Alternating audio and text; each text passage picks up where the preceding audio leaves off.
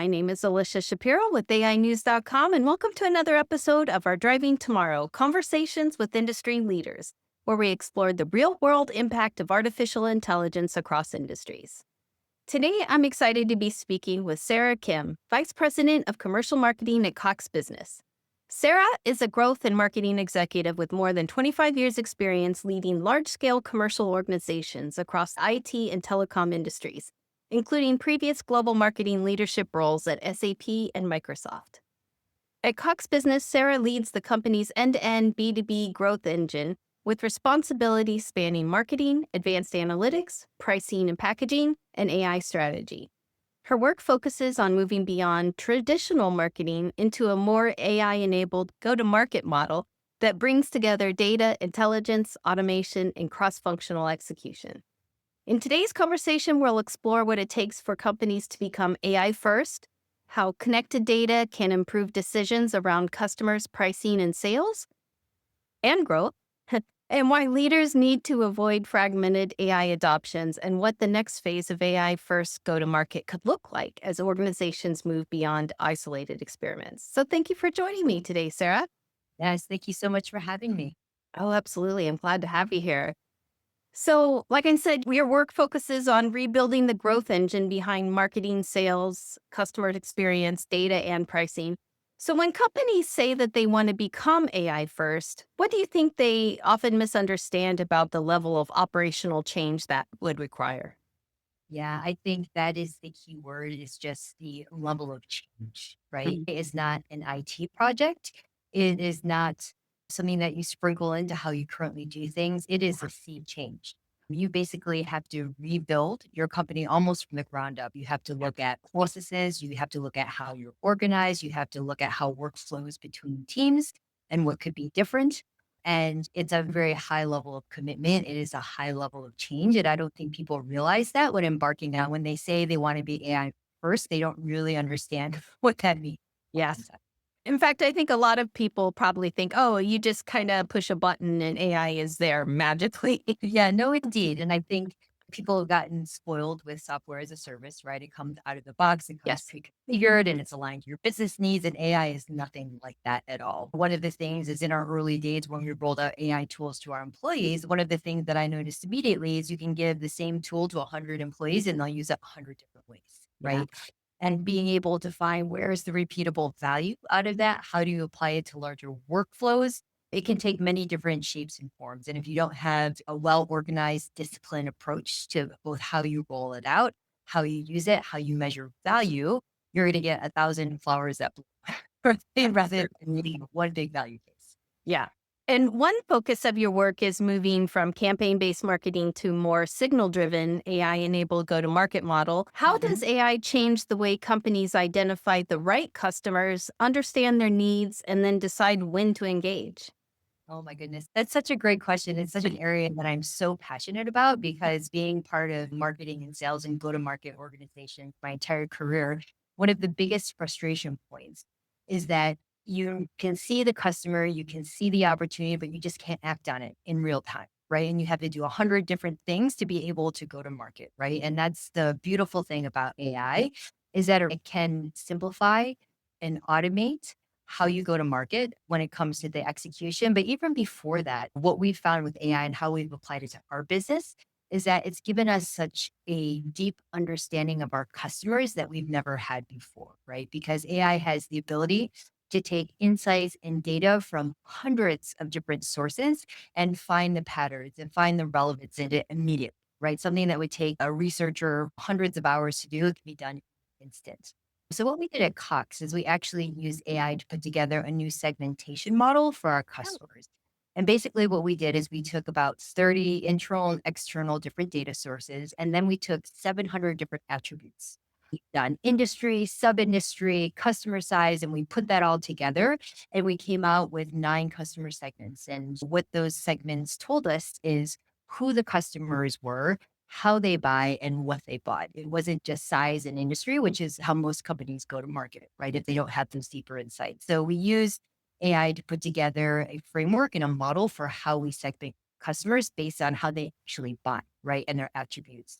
But also too, we're able to go a step deeper, and we have AI as a platform across our entire organization. We have an amazing AI squad that really supports us when it comes to platform level things. And they also have a great data strategy in place. But what they've also enabled us to do is take a lot of the unstructured data that we have within the company and make it usable, right? So, for example, there's a tool called Customer Sense that actually takes sales discussions, customer chats, service calls, and actually you can take all that unstructured information and get insights from customers out of that, which is incredible and which we've never been able to do. Not only does AI enable you to act quicker and in the moment and simplify and automate some of the processes that you would have to do to actually reach a customer, but it also gives you a much deeper understanding Yeah. as well. And so you can reach out to them in a much more relevant and personalized way. Yeah. That is so important. All those different segments and all those signals and all the customer intent that you would get from all of that data that you hadn't had before. That's amazing. That's great. Yeah. And I think one of the things too that's important as you're looking at all of these things, and this is, I think, one thing that I'm excited to be in marketing at this time, right? Because marketing really touches all the different functions, right? We've always worked with finance and product and industry, sales. And I think that is why in marketing, we've been able to be an accelerator for our AI strategy.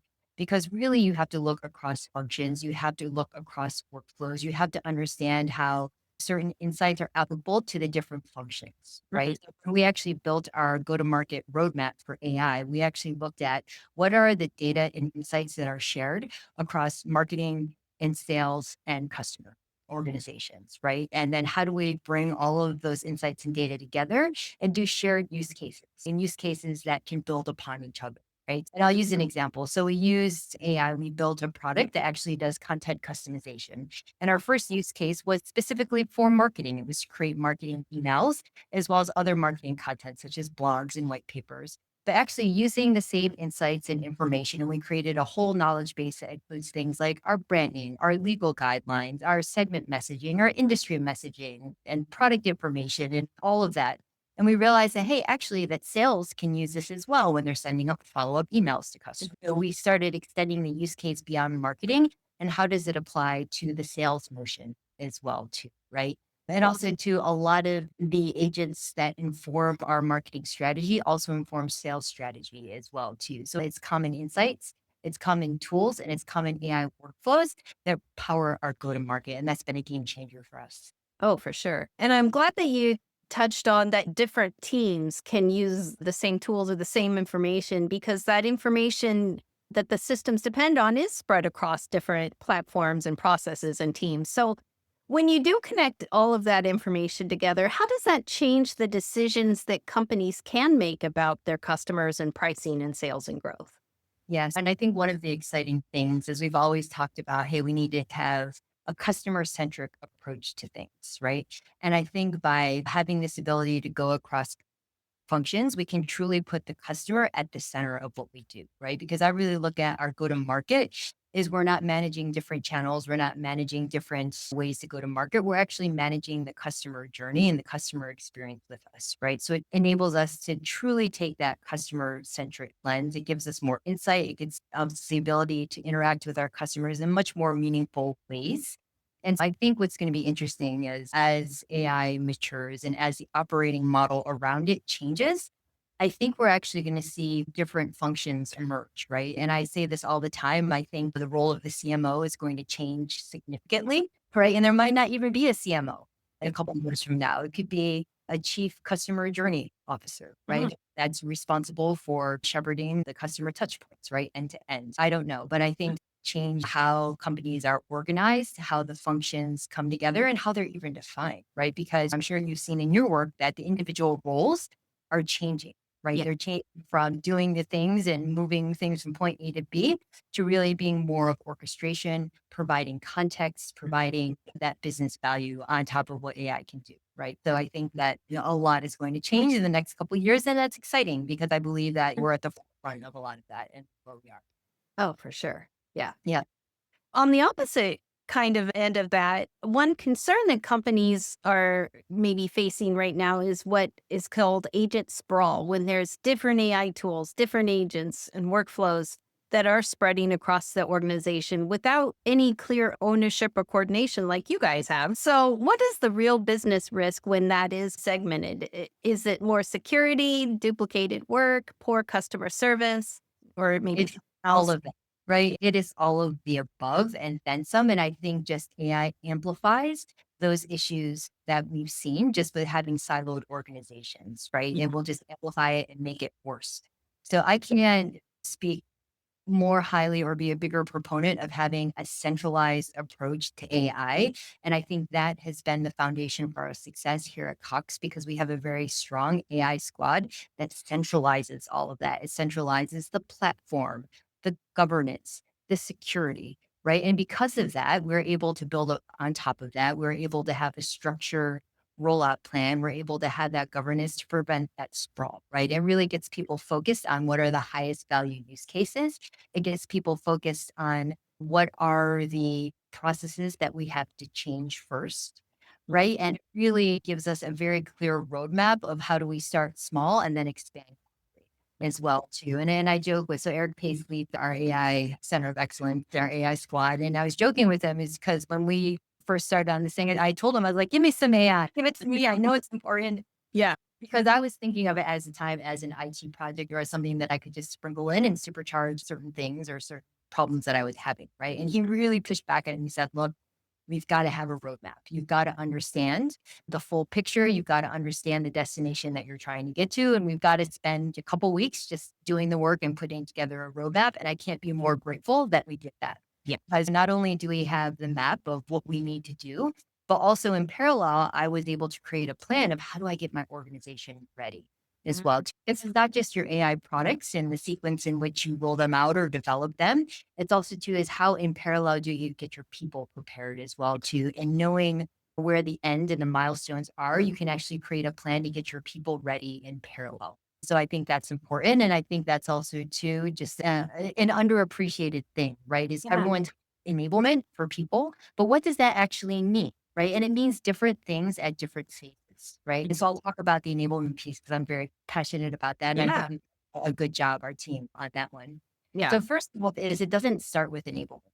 Actually, it starts with belief. It starts with passion. And that's where we started. Is we actually created a belief and a desire in our people to actually want to adopt AI and to want to learn about AI, right? Because Awesome. everyone talks about the fear, uncertainty, and doubt. Is AI going to take my job? All of that. And the way that we positioned it from day one is that there is no way that we can be competitive as a company if we don't have AI. And oh, by the way, as a marketer, you are not going to be able to be competitive or have a great career if you don't know how to use AI. And those two things are incredibly important, right? Spend a lot of time upfront creating the belief in people and the passion and the desire to want to learn, right? We showed them, hey, here's the opportunity. You can grow your career. We can win at what we're doing. You could be the best at what you do. And that created excitement.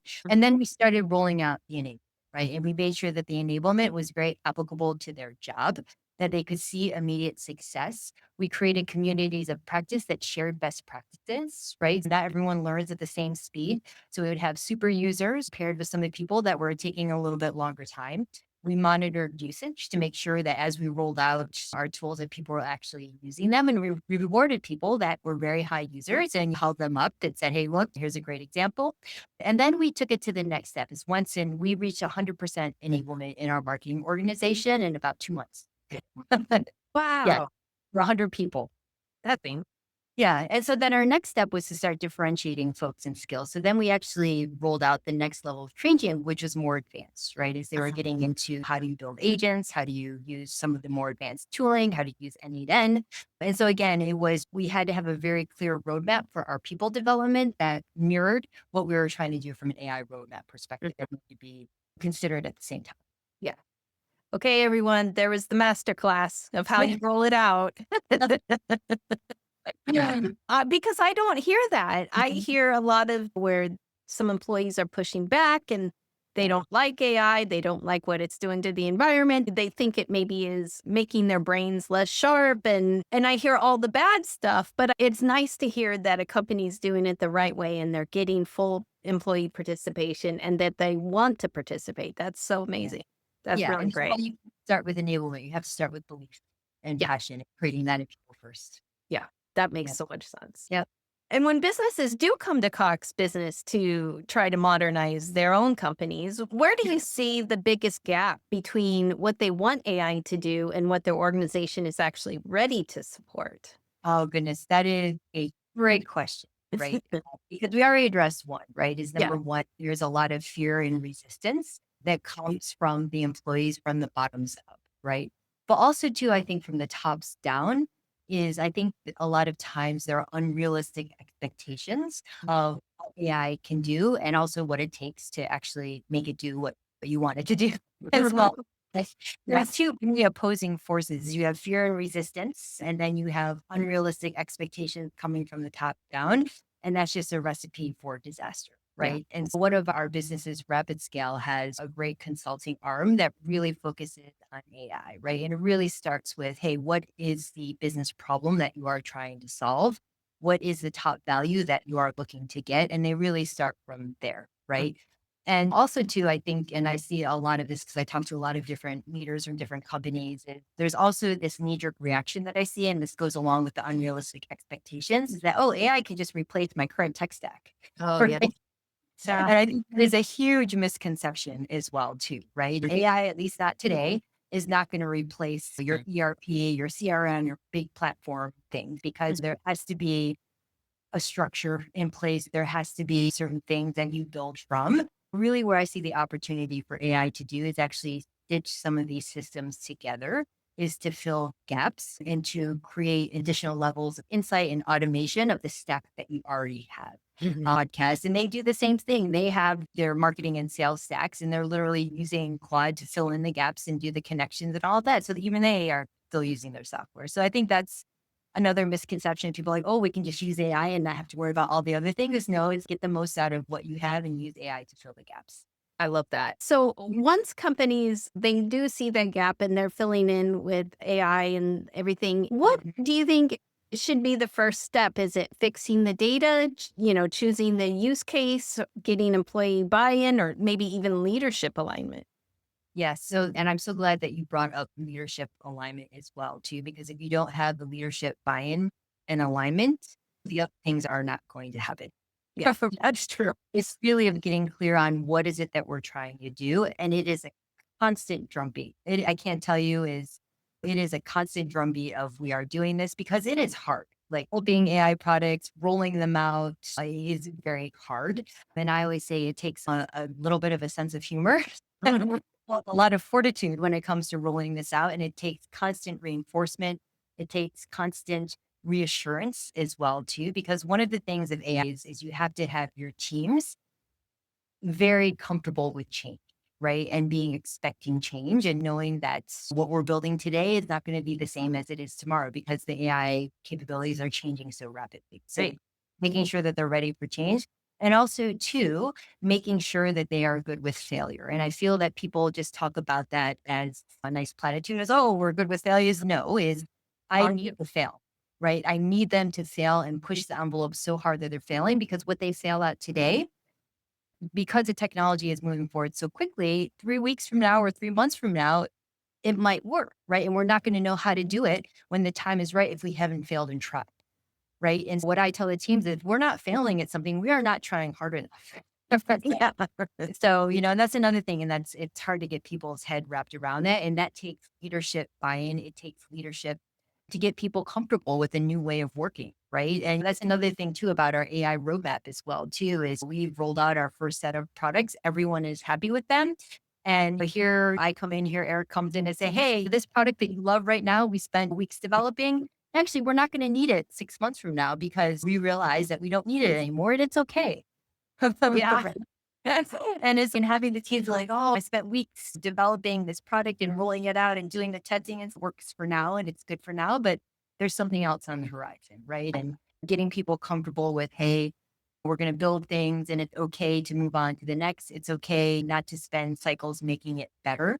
I see as you build AI products, you implement AI, it is a learning process and it's never going to stay the same. And you have to be open to change, open to failure, and it's an entirely new way of working. That's Yeah. an interesting point. What they build is becoming like their little pet projects and then they don't want to see it go away. And I never thought of that before. And it's tough to tell your team that, right? Because that's another great thing about AI as well, too, is it really puts, and again, I can't emphasize enough, it's not an IT project. Literally, my marketing and sales folks and the AI squad are literally hip to hip on a daily basis. Working side by side, developing these products, testing these products, and all of the things. It is truly a co ownership model. And it is truly a deeper level of collaboration that we've never had with an IT organization. Right. And one of the things that I tell my team on a daily basis is that, hey, if the product is not working, it's not their fault, it's our fault.